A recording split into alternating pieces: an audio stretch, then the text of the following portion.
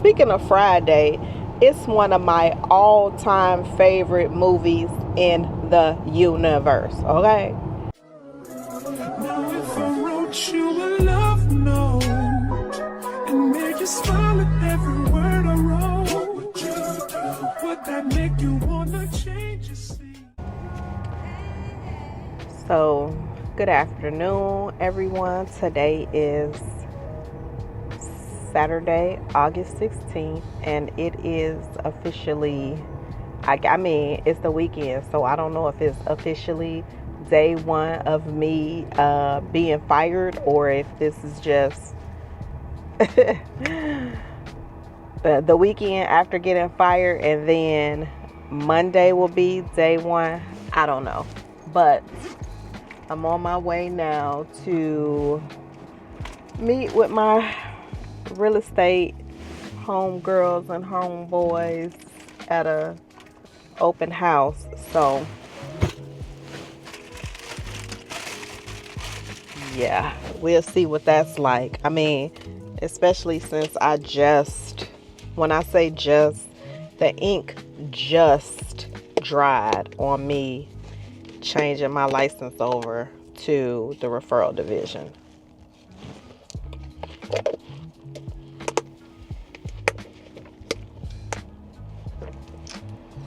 I'm eating watermelon, y'all, because I feel like the watermelon healed me. I'm so much better than I was. And eating the watermelon, it made a huge difference in how I felt. But anyway, yeah. So since I just signed the ink to go over to the referral division, now I'm sitting here like, do I need to get my butt out here and like start slinging some houses? Possibly, maybe. I don't know. I'll see what this feels like. But I said I was going to take a full 2 weeks and kind of see where I am, see how I feel, and just go over my skills and desires and see what I want to be doing, because I'm not going to just do anything. So I shall see what I want to do. But yeah, so this is day one, I think, weekend of a 50-year-old who got fired on Friday. And speaking of Friday, it's one of my all-time favorite movies in the universe, okay? You gotta be a stupid MF to get fired on your day off. But I was at work though, so it really wasn't my day off. I was there and they decided to fire me like at the end of the day. Like they do, they wait till they get as much productivity out of you and then they fire you at the end of the day. But it wasn't right at 5 o'clock.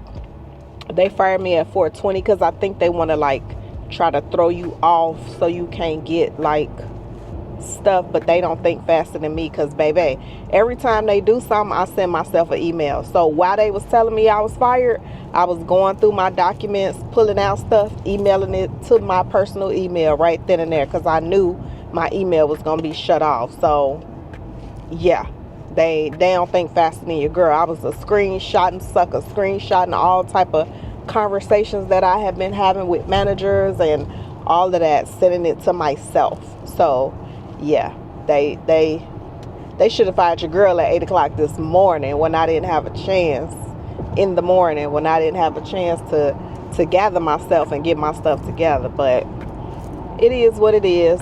And again, I'm not going to cry over spilled milk. I know that I have been literally crying about going to this job and saying how I didn't want to do it, saying how bad it was for me, saying how stressful it was for me, asking God every day, please help me find something else to do, because this isn't it. My body can't take it. The stress levels in my body can't take it. My heart can't take it. My organs can't take it. Like, I need to walk away from this place that's like hurting my body. So God did exactly that. So for that, I'm thankful. And that's all I need to say about that. For that, I'm thankful. on time God, and that's it. So see y'all at the open house. Look, I'm gonna be so late. It's gonna be like 20 minutes left to the open house, but it don't matter.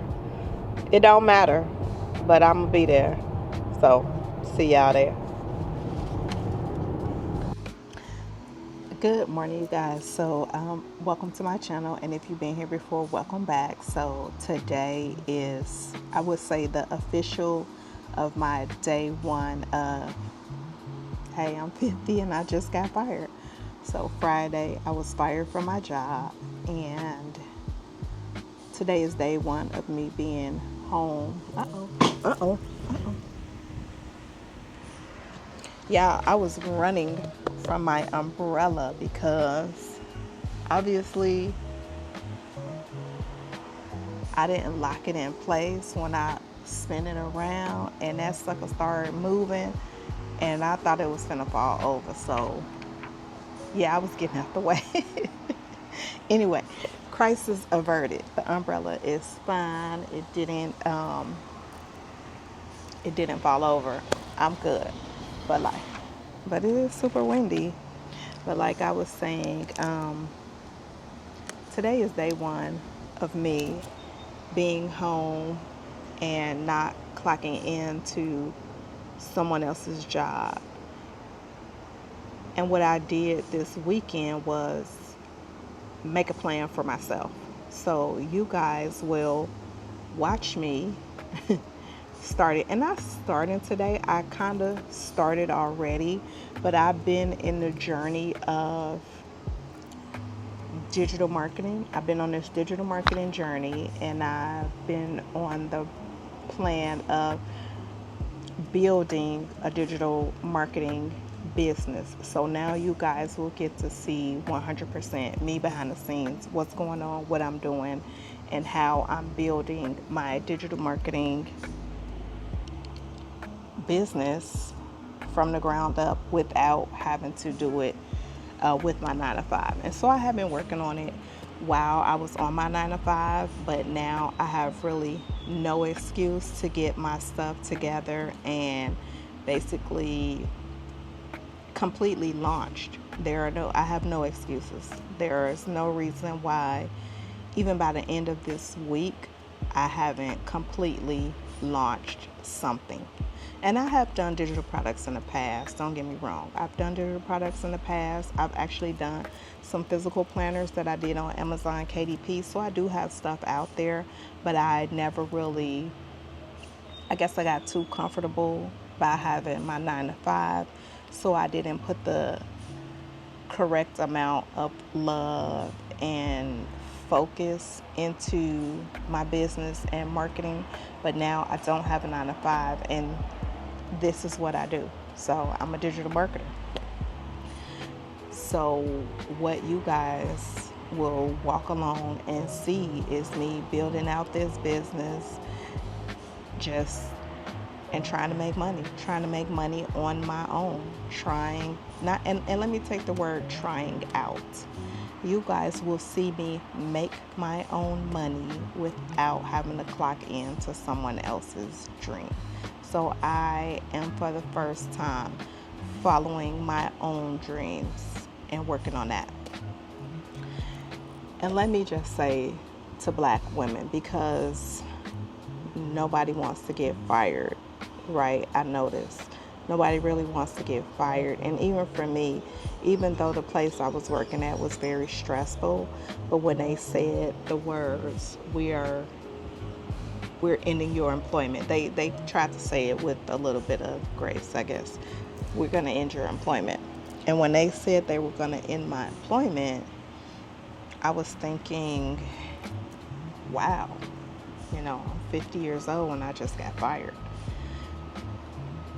And again, I think I said in the previous video, it's more of an ego blow, because we have been taught to chase status and accolade and finish school and go to college and get degrees and do all these things. And it's been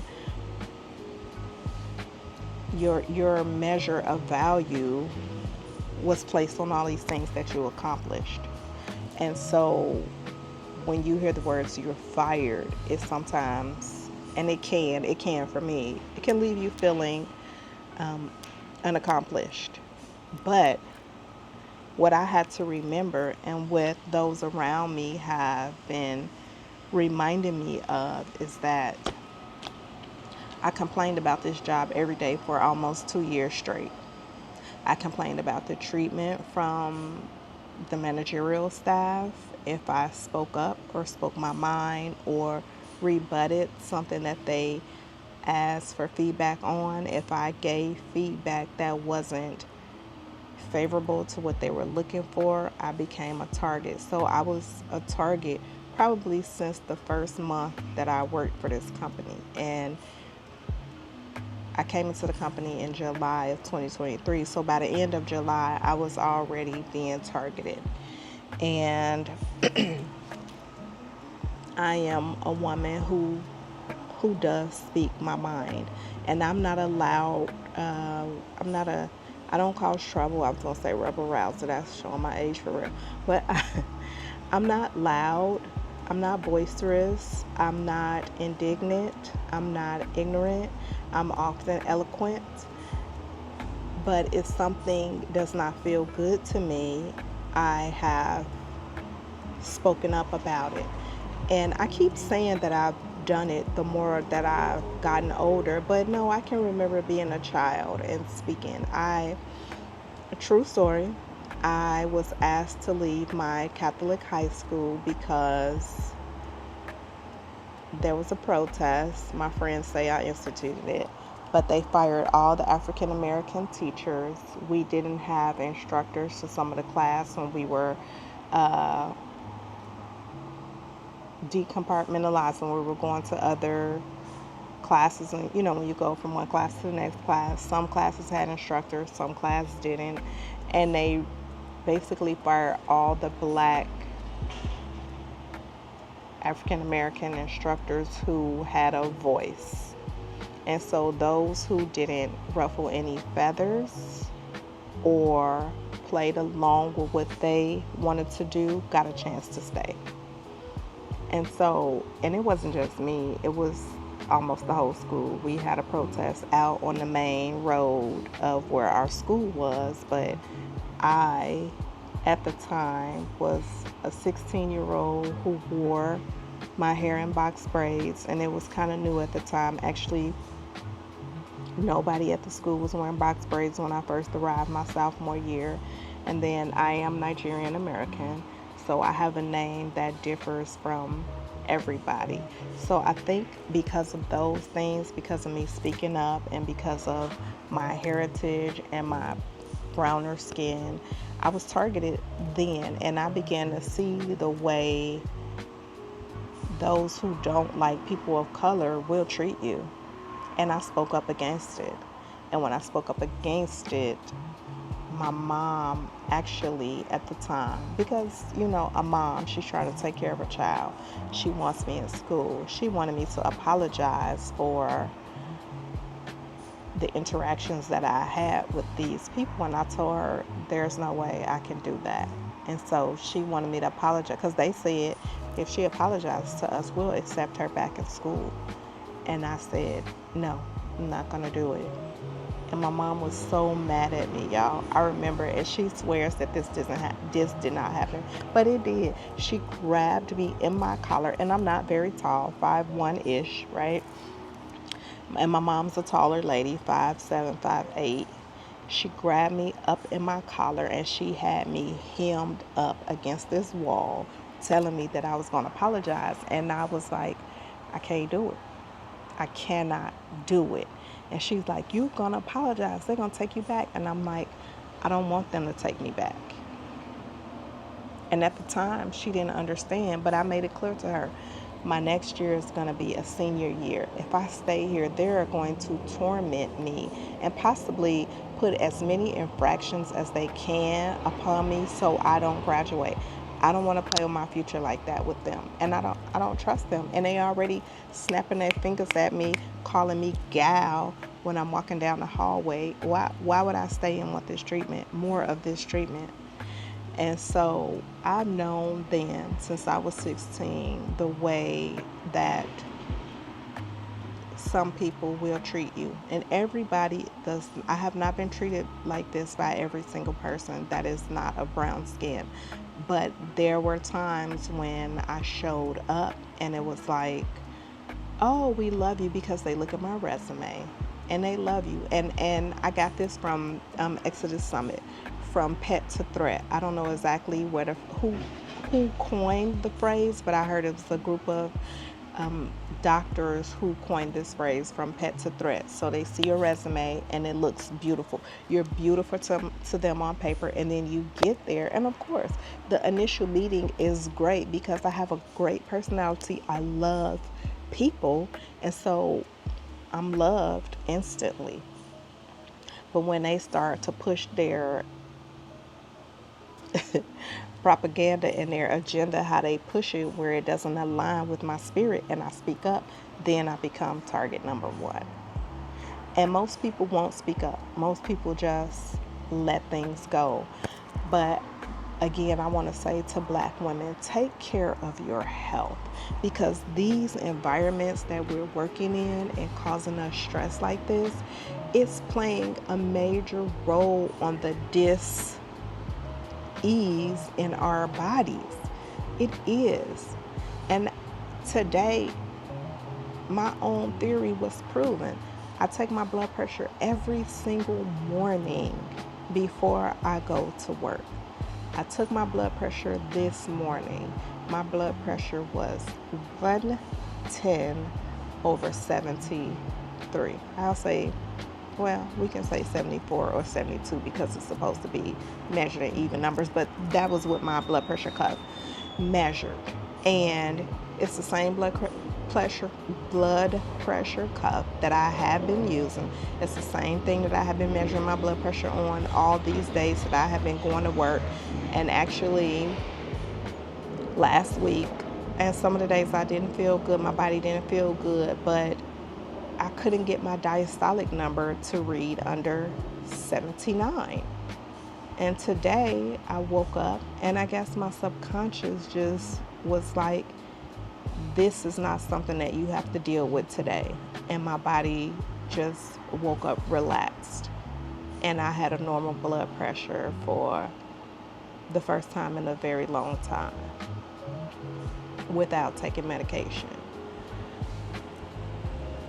And so we have to take care of ourselves, because nobody cares for us like we do. And when I say us, I mean us, African American women, Black women, brown women. And it's, I don't know the instance of neglect and bully and, you know, the pushing down that other colors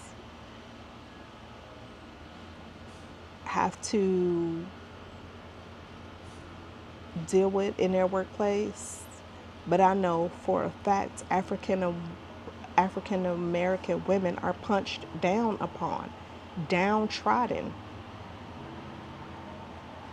frequently, almost every day. So much so to the fact that when I'm working and we're calling out patients' names, the disrespect for a name that isn't Susan or Tammy is so apparent, and they refuse to try to say the name of others. And I have one of those names, and so the majority of the group will laugh and say whatever that name is, and I'll speak up and say the person's name correctly, because first of all, we are taking care of these people. The least we can do is honor them by trying to say their names correctly. They're already seeking medical care, and we want to disrespect them behind their backs because they're others. But this is what it was. And so they didn't give a damn about disrespecting me to my face. They're like, gal, I should fall in line. And in their minds, fall in line, gal. We gave you a job. Yeah, you come highly educated with years of experience, but you still a gal to us. And so to that I say no. No, I don't think so. Again, let's take care of ourselves, African American women. And I know that we have households to take care of. And I know that sometimes we're doing it alone. So it does cause a different kind of stress upon us. And it makes us have to deal with situations that we rather not deal with. But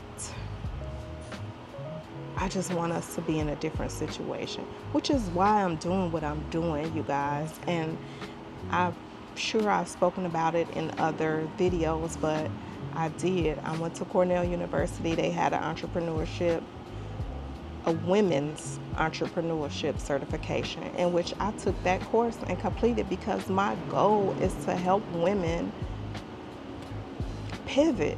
I want women to have another choice to do something other than be the brunt of other people's jokes and be bullied by those who really don't love us. I want us to be able to make our own money without having to be subjected to horrible conditions in the workplace. And that's about it. So, as today goes on, it is now, I don't know, it's 11:34 right now, and I made a plan for myself, and it's actually a 30-day plan. I made a 30-day plan to launch and grow my business. And so, yeah, I'm in full-time day number 1. So this is my new job. I'm working on this. So today I am on day number 1. So I'll keep y'all posted on how this thing goes, me, what I'll be doing, what I'll be writing. Like today, I'm behind the scenes. I'm working in my systems. I have